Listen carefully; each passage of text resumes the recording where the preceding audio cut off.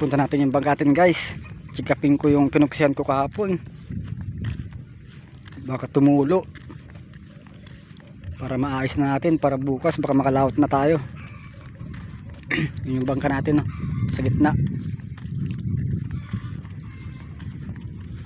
Puntan kong tignan kung maayos ba yung pagkapuksi niya kahapon. Baka tumulo kasi yung puksi, umagos. At check-upin ko.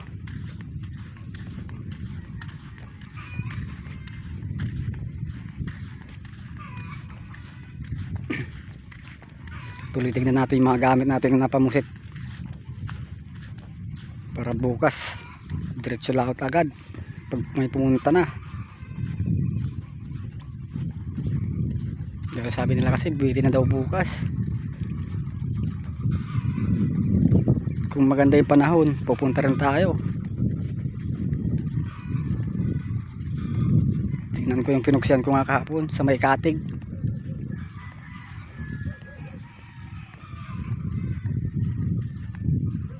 Kung ayos ba. Ay, ayos naman guys. Oh, ayos yung pagkapuksi naman, hindi tumulo. Tsaka ito nasa harapan, tignan natin. Yun lang, ito ang umagos guys. Oh, umagos to, bumaba siya. Ayos na yan. Ayusin na lang pag nagpintura ulit ng bangka. Tignan natin yung mga gamit natin dito, kung dito pa, kung may nawala o ano. QQ masi-masi.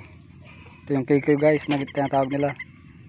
Ito yung masi-masi na tinatawag namin, yung parang isda-isda.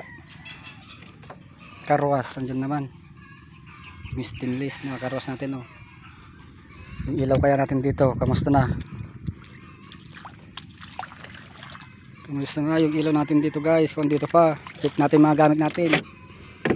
Andito pa, ito yung ilaw na ginagamit namin, oh, underwater.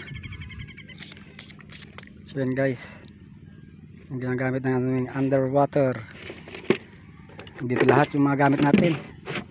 So yung mga gamit natin pangisda dito rin, oh, yung mga gamit natin pangisda.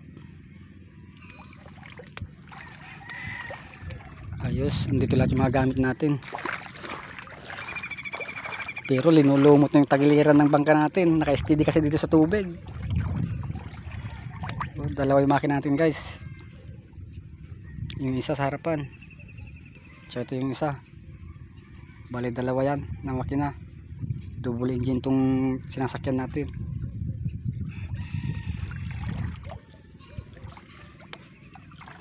Oh, andun yung mga bangkapan na iba. Dito sa kabila ang dami rin nasa gilid.